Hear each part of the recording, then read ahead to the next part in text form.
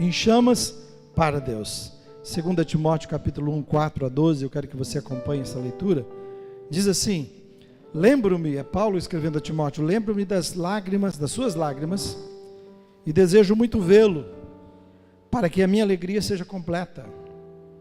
Eu recordo-me da tua fé não fingida, que primeiro habitou em sua avó Loide e em sua mãe Eunice, e eu estou convencido de que também habita em você. Por essa razão, torno a lembrar-lhe que mantenha viva a chama do dom de Deus que está em você, mediante a imposição das minhas mãos.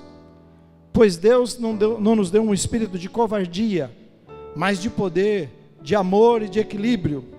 Portanto, não se envergonhe, ele diz, de testemunhar do Senhor, nem de mim que sou prisioneiro dele, mas suporte comigo os sofrimentos pelo Evangelho, segundo o poder de Deus que nos salvou e nos chamou com uma santa vocação, não em virtude das nossas obras, mas por causa da sua própria determinação e graça. E essa graça nos foi dada em Cristo Jesus desde os tempos eternos, sendo agora revelada pela manifestação de nosso Salvador, Cristo Jesus, e Ele tornou inoperante a morte e trouxe à luz a vida e a imortalidade por meio do Evangelho.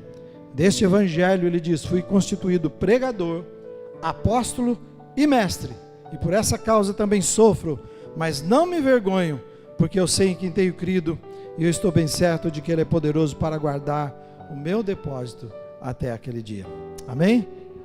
Que a palavra de Deus encontre lugar no seu coração, e que o Espírito Santo ministre a sua vida, e você possa experimentar e sair daqui nesta manhã com uma decisão importante, extremamente importante para a sua vida. Você e eu precisamos saber o seguinte: Paulo, quando estava escrevendo para o seu pupilo e o seu delegado, o representante, Timóteo, Kelly, que é um comentarista bíblico, diz assim que pela data em que foi escrito, representa as últimas cartas. Ele está falando de 1 Timóteo, 2 Timóteo e Tito, as últimas cartas escritas quando ele estava em prisão em Roma e acorrentado como criminoso e esperando a sua execução num futuro previsível. Ele sabia que vinha logo e ele foi depois degolado, e você sabe disso. Ele já estava esperando e sabia disso. Então é nessa situação que Paulo está escrevendo para Timóteo. Aquele que tinha, e aí pensa nas suas dificuldades e nas nossas dificuldades, aquele que tinha toda a razão para desistir da fé cristã, para sentir frustrado, decepcionado com Deus, frustrado com Deus, entreguei a minha vida, me dei completamente onde eu estou. Ele faz isso e ele está lá na prisão por causa do nome de Jesus, não é por outra coisa. Mas ao contrário disso, o que você vê, e o que nós lemos aqui, o seu coração, o coração de Paulo, a prisão, aquele lugar profundo, não pôde contê-lo, não pôde esfriar e apagar a chama que ardia no seu coração, que era a chama de Deus. Mesmo acorrentado, pés e mãos, a sua escrita, a sua palavra para Timóteo, relembrando: Timóteo, você tem que viver um coração incendiado para Deus. Nada você pode deixar na sua vida que atrapalhe de você viver em chamas para Deus. De dentro do presídio é a sua escrita, e a maior parte do seu ministério é dali. E essa carta é interessada para esse homem, e não só para ele, que é líder, mas era uma carta que era para ser lida para a igreja.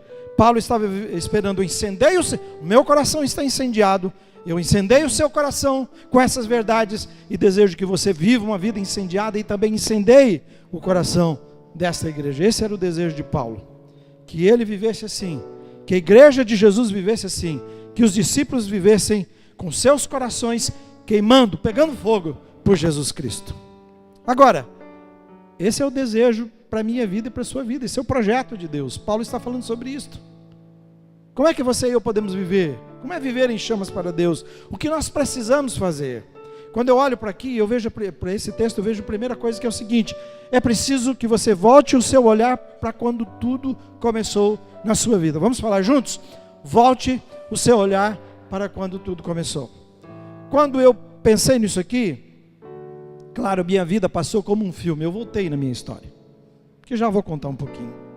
Mas é interessante você pensar o seguinte, não é, quando fala disto, não é você viver no passado. Tem muitas pessoas que vivem no passado. Tem pessoas que estão presas no passado. E lembrando de fitas cassetes que nós tínhamos antes, são pessoas que ficam, de videotape, ficam voltando e vivendo em função daquela história, daquela situação, e sempre voltando e vivem a sua vida assim no passado. Não perdoaram, estão frustradas, estão sentidas, mas não é disso que está dizendo. Esse voltar não é viver, é voltar para a gente relembrar quais foram os momentos e situações importantes e decisivas na nossa vida que nos trouxeram onde nós estamos. Coisas que fizeram a nossa vida. Você ao longo da sua vida foi tomando decisões. Você está aqui por causa disto. Muitos não estão aqui por causa disto. Ou talvez você não estará aqui amanhã por causa de decisões. E ele está dizendo, volta e veja como as decisões são importantes. Volta lá para o passado. Não viva lá, mas volte lá e tenta relembrar. E olha o que ele está dizendo nos versículos 4 e 5. Ele diz assim, leia comigo, vamos lá? Bem forte. Lembro-me das suas lágrimas. Paulo falando para ele. E desejo muito vê-lo para que a minha alegria seja completa. Ele diz mais. Eu recordo-me da sua fé não fingida, e que em primeiro habitou em sua avó Loide e em sua mãe Eunice, e eu estou convencido que também habita em você. Quando fala de lágrimas, só me vem à mente uma coisa. Eu tenho duas pessoas que marcaram a minha infância. O meu sogro, que é o pai da Rosani, hoje falecido. Depois um irmão que foi como um pai para mim, Jardicino, que depois acabei fazendo o seu casamento, depois que a sua esposa morreu, muito à frente, mas hoje ele está na glória. Cada vez que eu conversava com Jesus, eles estão com Jesus, né? Você não vai entender de repente pensando que está na igreja da glória, né? Ele está com Jesus, tá bem? É lá com ele, tá? Antes você vá para lá. O que me chama a atenção é que cada vez que eu conversei com eles, cada vez que me encontrei com eles saíam pela cidade, viviam uma vida simples, mas no seu encontro com as pessoas, eles falavam de Jesus, tudo que as pessoas viam neles, tudo que eles viviam era Jesus. Me faltou uma palavra aqui agora, mas depois vem, né? Então tudo era Jesus. Então quando você sentava para conversar com eles choravam, cada vez de abrir a boca sobre Jesus Cristo, contando das coisas do dia a dia, não tinha jeito. Eu era um seminarista naquela época, quando eles estavam ainda nesse início contando essas coisas, eu ficava pensando, Senhor, eu não tenho coração desse jeito, eu não sou tão apaixonado assim. As vidas deles me marcaram. Então quando fala de lágrimas, fala dessa intensidade. Paulo fala, eu lembro da sua intensidade com Deus. É por isso que ela está com saudade. Eu preciso disso de novo. Quero ver isso de novo na sua vida. Intensidade por Deus. Ele diz, eu lembro das suas lágrimas. Sabe, mas o tempo vai passando sobre a sua vida e a nossa espiritualidade, você vai ver aqui, por isso Paulo está escrevendo, senão não precisava. A nossa espiritualidade vai chegando, vai se tornando de uma certa forma, que nós vamos perdendo o impulso, vamos perdendo o estímulo, vamos perdendo o ânimo, vamos perdendo a paixão das coisas, da vida espiritual. Sabe aquele prazer de falar de Jesus? Sabe aquela alegria de ouvir sobre Jesus? Sabe aquela alegria de estar, que você experimenta de estar na presença de Jesus, de servir Jesus? Passou, já não é mais do mesmo jeito. É disso que Paulo está dizendo. Eu lembro dessa intensidade. O remédio para o coração e o meu, que se perderam a intensidade, ele fala assim, volta para lá, onde tudo começou. Volta lá. Nós precisamos fazer isto. Eu nasci numa cidade muito pequena. Sempre que posso, eu dou um jeito de ir lá para lembrar de onde eu vim, quem eu sou, quem eu era, e para avaliar, para ver se o que eu estou fazendo com a minha vida.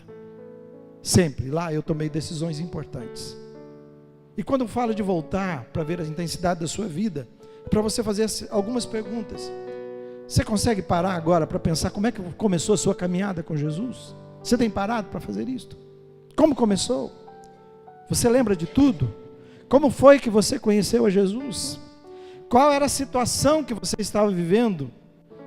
Você já conhece, já tinha aceitado Jesus, já conhecia, mas era um relacionamento superficial com Ele.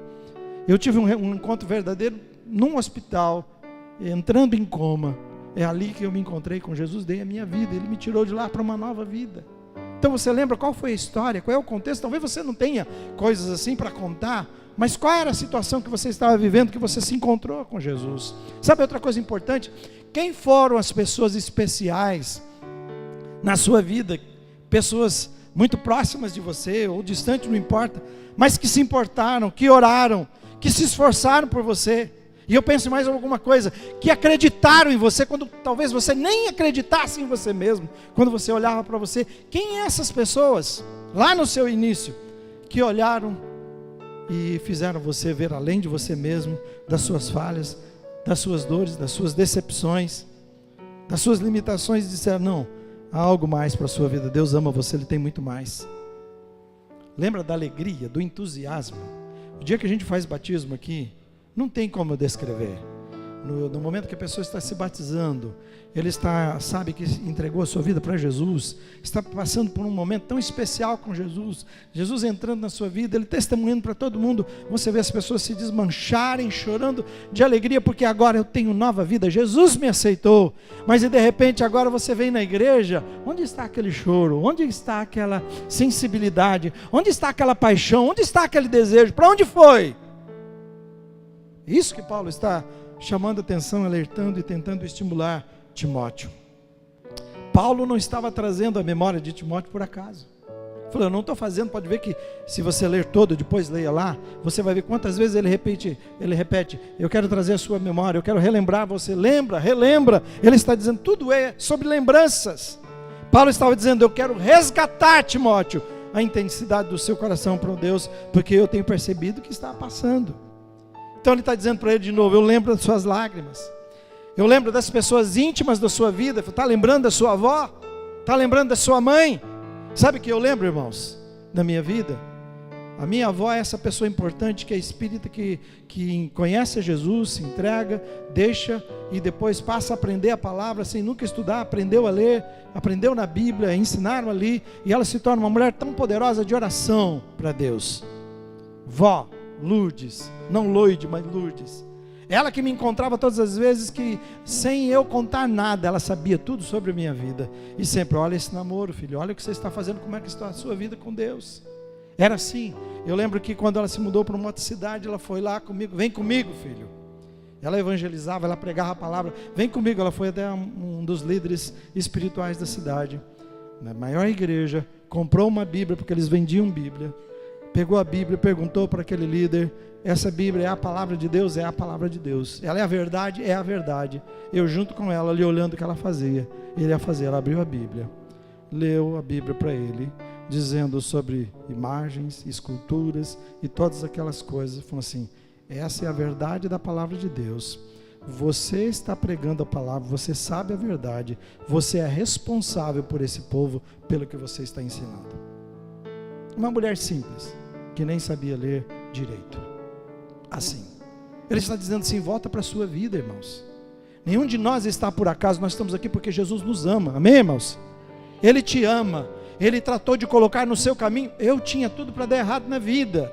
Antes de ontem minha irmã fez aniversário, liguei para ela e aproveitei falar com minhas irmãs e falei, e cada vez que conversamos, nós nos emocionamos porque a gente lembra assim, nossa vida era para dar errado. Tudo dá errado. Mas Deus tratou de nos amar e colocar ao longo da nossa história pessoas importantes para que nós pudéssemos ver outra perspectiva, a perspectiva do amor de Deus, nos encontrarmos com Ele e mudar a nossa história.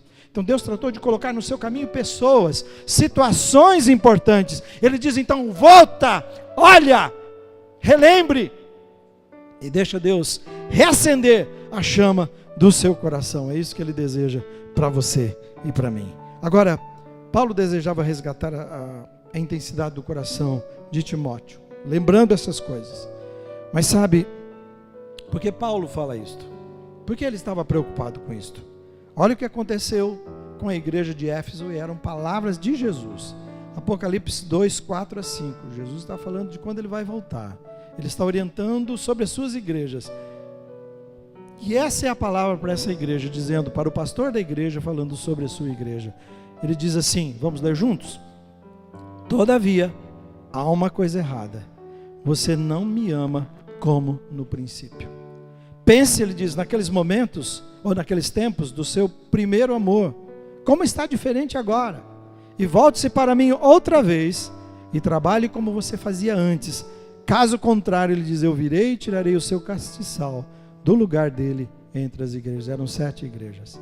E ele está dizendo. Agora, deixa eu dizer uma coisa, o que me chama a atenção aqui, é o que vem antes disto.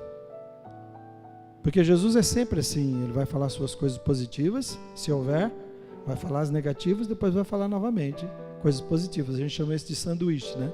Primeira parte você fala positivo, depois fala o negativo, depois termina com positivo. Essa é uma ideia boa para você quando quiser conversar alguma coisa com alguém. Se você olhar os versículos antes, ele vai falar assim desta igreja, trabalho árduo da sua igreja, eu vejo assim. Ele fala, trabalho de perseverança, essa é uma igreja que persevera. Ela não trabalhava fraco não, era forte no seu trabalho, na sua dedicação. Ela era perseverante. Diz ainda que a sua doutrina era boa, porque ela não tolerava os homens maus. Diz que o seu conhecimento da palavra era tanto, que ela colocou os líderes da época, em prova, e descobriram que alguns deles eram impostores, e ela se posicionou contra os impostores. Diz mais ainda, que ela suportou aquela igreja, o sofrimento por causa do nome de Jesus. Quando você olha esse quadro, você fala, que igreja maravilhosa. Mas aí Jesus diz, mas eu tenho uma coisa contra você. Você já não me ama mais como você me amava.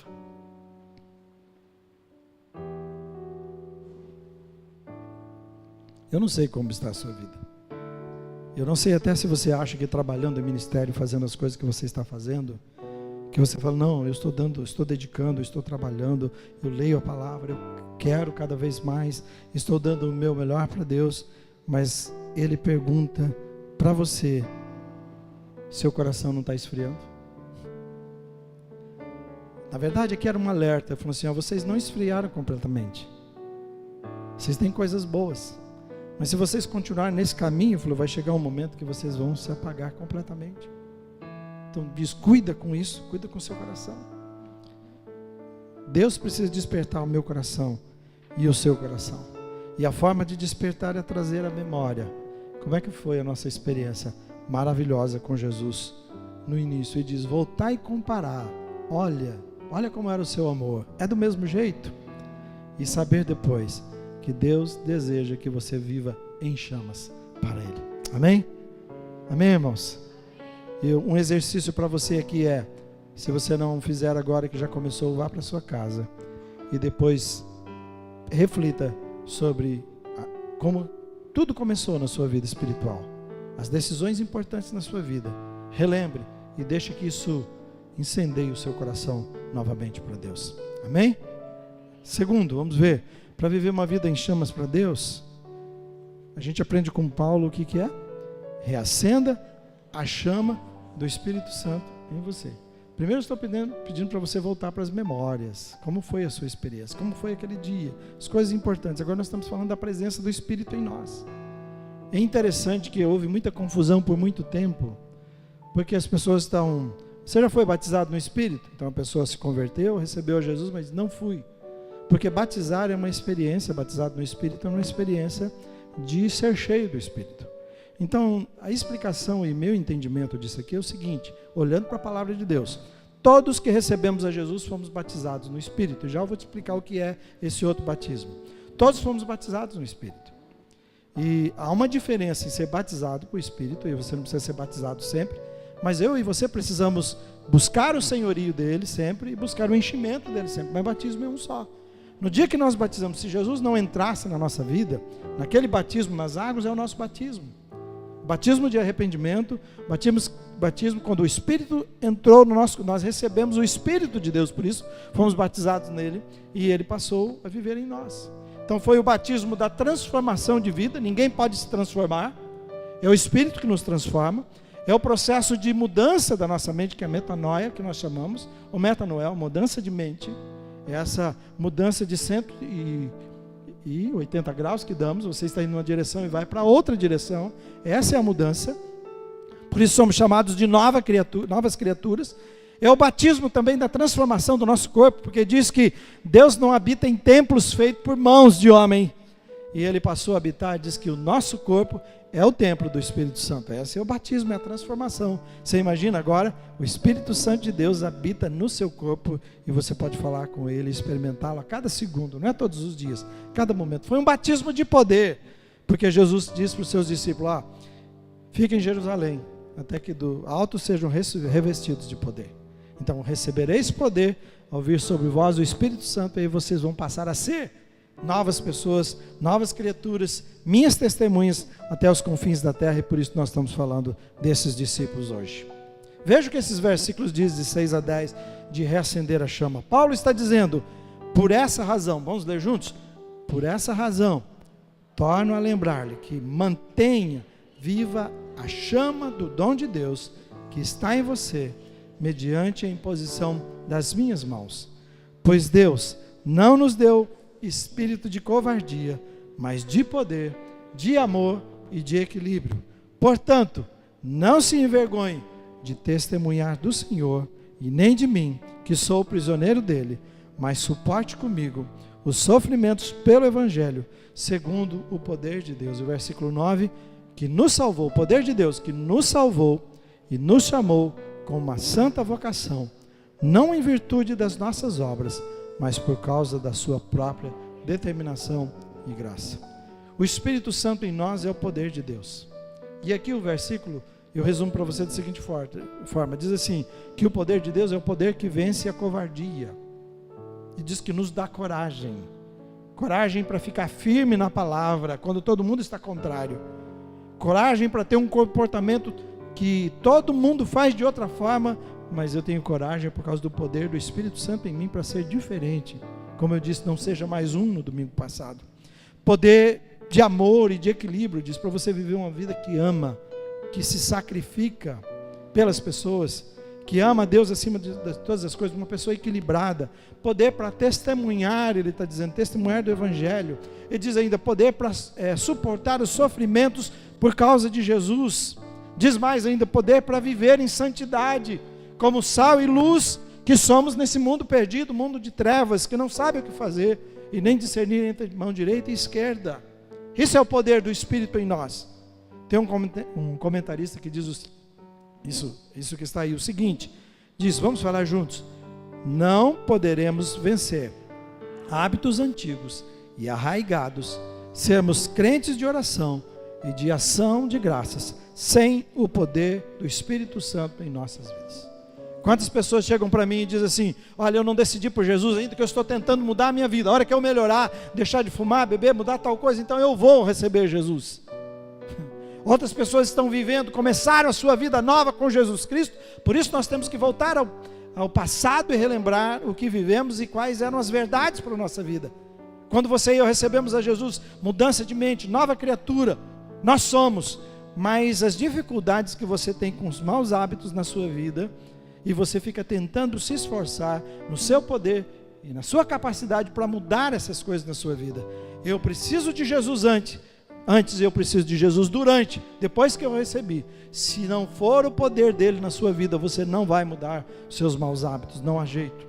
É só no poder do Espírito. Então, o segredo aqui, você foi batizado, agora você precisa viver uma vida plena, cheia do Espírito. E não tem jeito de viver cheio do Espírito se você não viver em contato com Deus, na oração, na palavra, na meditação, né? Na leitura, meditação, na obediência, não há outro jeito. É isso que nos fortalece, é isso que nos transforma, é isso que cura a sua vida, isso que nos protege de decisões erradas, isso que nos protege de ter que refazer as coisas da vida, refazer casamentos, fazer casamentos, tudo por causa da desobediência, tudo porque vivemos a vida no nosso poder, mas uma vida cheia do poder de Deus.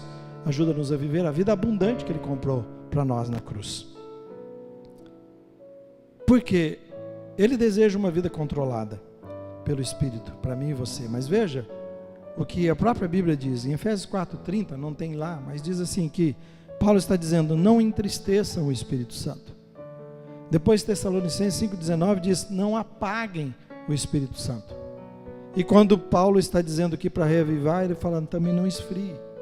Então para mim, você e eu podemos viver fazendo um monte de coisas para Deus que são muito boas, como aquela igreja que lemos, mas você pode gradativamente estar entristecendo, esfriando e apagando o poder do Espírito Santo na sua vida e apagando a chama de Deus e vivendo uma vida normal, que você acha que está bem, que as pessoas vão dizer assim, ele é um crente que nem cheira nem fede. Na verdade, ele nem sabe o que ele é direito. Jesus nos chama para viver uma vida totalmente em chamas para Ele. Amém? Há um fogo, irmãos, que não se consome no seu interior. Viu?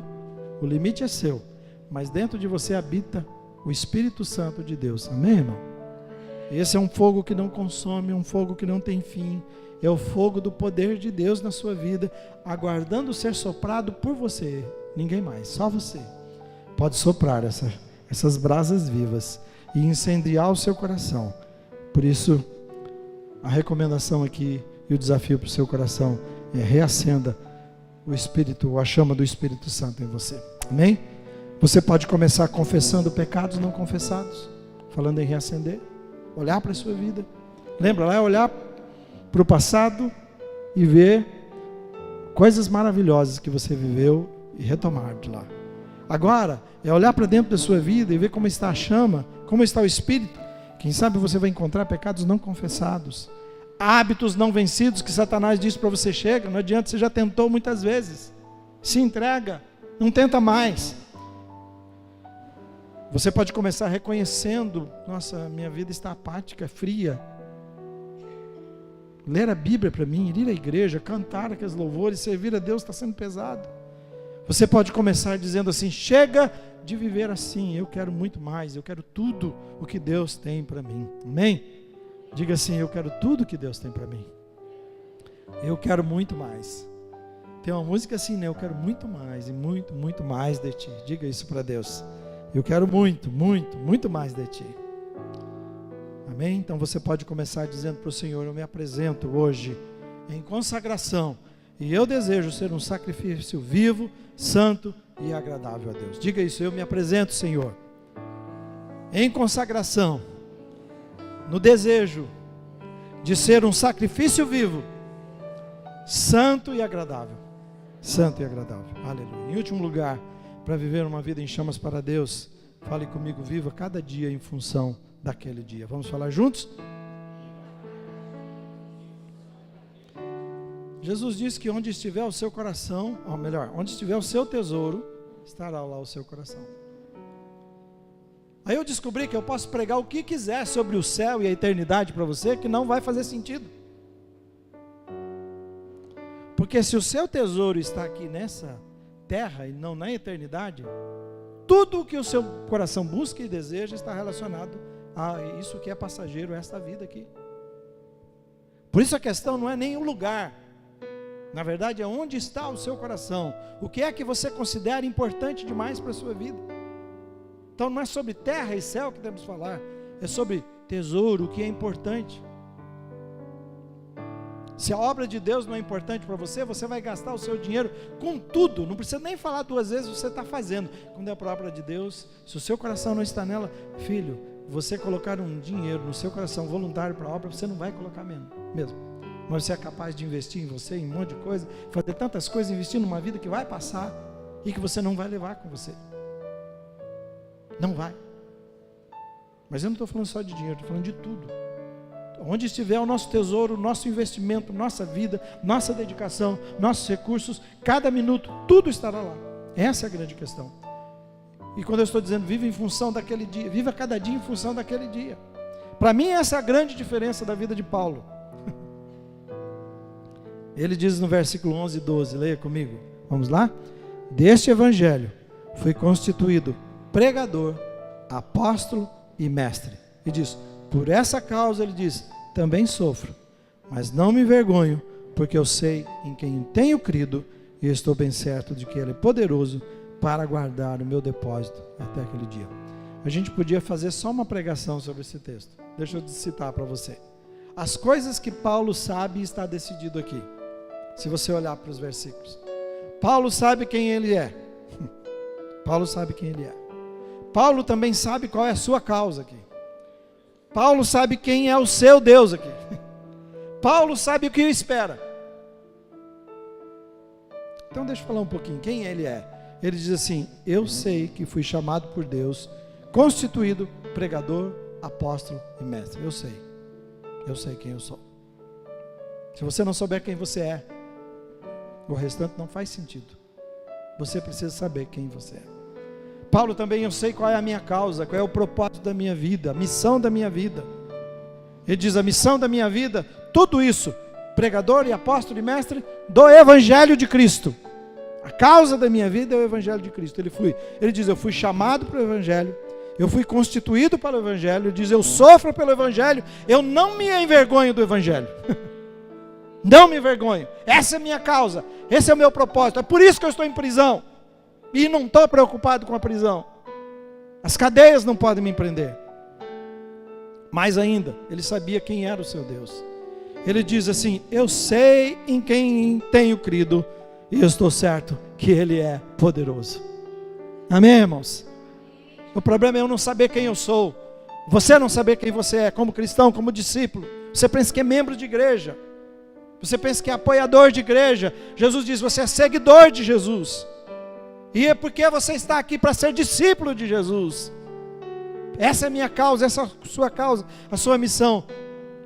E o Deus que eu sirvo é um Deus que mesmo que me deixe em prisão, que me deixe, aquela música que diz, se Deus fizer, Deus é Deus, se não fizer, Ele continua sendo Deus. É quando eu e você chegamos a essa compreensão que eu já não preciso mais de Deus ficar dando as coisinhas que eu pedi, porque eu tenho Deus, eu sei quem Ele é, eu sei em quem tenho crido. Ele é poderoso, Ele é meu Pai. Então meu Pai quer o melhor para a minha vida, não importa o que eu estou passando, Ele quer o melhor para mim. Esse é o meu Deus. Mais ainda, qual é a certeza, qual é a esperança que ele tinha no seu coração? Ele diz assim, que apesar de estar acorrentado, fortemente numa prisão, sozinho, abandonado, incompreendido, morte decretada, ele sabia, ele diz assim, o meu trabalho e a minha esperança não são em vão. Por que ele disse? O quê? Há uma vida eterna nos céus, que Jesus preparou para mim. Ele diz, em breve eu vou me encontrar com Jesus. Quando ele está dizendo assim, e eu vou receber o fruto do meu trabalho. Ele diz, eu vou encontrar Jesus com o depósito do meu tesouro. Amém, irmãos? O que eu fiz, o que eu sofri não é em vão, não é no vazio. É com certeza do Deus que eu creio que eu dei a minha vida. Ele tem guardado para mim, é incomparável o que Ele tem. Então Paulo viveu cada dia. Por que ele suporta todas essas coisas? Cada dia que ele viveu foi em função daquele dia. O Jesus que ele encontrou no caminho, e que na verdade, quando ele enxergava estava cego, e naqueles dias que fica cego ele passa a ver, espiritualmente ele viu Jesus, e se comprometeu, ao invés de ser perseguidor de Jesus, agora ele passa a sofrer pela igreja de Jesus. E esse homem que dá a sua vida para a igreja de Jesus, por Jesus, ele diz, eu vou vê-lo, eu espero me encontrar com ele novamente, eu vivo cada dia nessa esperança, nessa certeza do meu coração. Da volta de Jesus, do encontro com Jesus. O homem que tinha tudo para viver desanimado. E talvez você esteja assim, pensando, ele podia jogar a toalha. Podia mesmo, lá naquela prisão. Acorrentado mãos e pés, preso, abandonado de novo, solitário, sentenciado à morte. Mesmo assim, essa carta que nós lemos, essa epístola chamada de epístola pastoral, é escrita por este homem, na prisão, para Timóteo, que foi para a igreja e que chegou até mim e você nesses dias, porque ele vivia aquele dia, cada dia pensando naquele dia da volta de Jesus. O seu coração ardia por Deus lá naquela prisão, nada podia apagar a chama do seu coração. Hoje de manhã, enquanto eu terminava esse sermão, eu parei para pensar, por que é que eu faço as coisas que faço com vocês? Então, rapidamente, deixa eu dizer, eu tenho passado cada dia desses 10 anos aqui com vocês, em função da vida de vocês e dessa igreja. Eu preparei cada pregação pensando em influenciar a sua vida. Gastei dias em pregações, é o que eu faço. Em cada pregação, horas, pensando como que ela pode tocar o seu coração. Cada culto planejado para tocar o seu coração, para que você possa experimentar Deus. cada atividade, cada mudança para focar naquilo que realmente vale a pena. Você não ficar envolvido com coisas que não levam a lugar nenhum. Que você se envolva com aquilo que vale a pena. Jesus te chamou para ser discípulo. E para você discipular, para você olhar as pessoas que você está influenciando, chamando você para isso. Cada manhã da minha vida, pedindo, orando por cada líder, por cada ministério, para que vocês sejam usados e ousados no poder de Deus, para que vocês também possam influenciar outras pessoas. E eu tenho terça, sábado e algumas vezes outros dias, mas principalmente esses dois, reservado também para influenciar pessoas que vêm à minha sala nesses 2 dias. Pessoas da igreja, pessoas de fora da igreja, pessoas de Londrina, pessoas de fora de Londrina, pessoas do Brasil, fora do Brasil. E eu estou dizendo, não é por nada, é gente da nossa igreja. Por exemplo, sexta-feira, ministrando a vida do Rodrigo e a sua família no Japão, preparando, ouvindo seus testemunhos, cuidando deles, orando com eles. Por quê? Desejando ser uma influência para que você possa viver a vida maravilhosa que Jesus tem para você. Então eu não me sinto em nada. Eu acho que sempre posso fazer mais. Eu sei, eu estou orando a Deus, sempre perguntando, será que eu estou apaixonado como deve? Será que eu tenho a visão correta do Senhor? Mas essa é a pergunta que você tem que fazer todos os dias e ter certeza. Ter certeza no seu coração que você tem uma chama tão grande, queimando por Deus todos os dias. E que você vive o seu dia tão comprometido que você sabe quem você é, para que veio, qual é o seu chamado, quem é o seu Deus e para onde você está indo.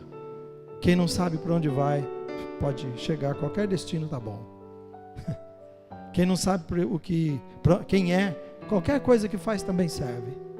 Mas quando você sabe que é um discípulo de Jesus, comprado e lavado pelo sangue de Jesus, e que você vive cada dia esperando a sua volta, nada mais te agrada a não ser a presença de Jesus, o amor de Jesus, a graça de Jesus.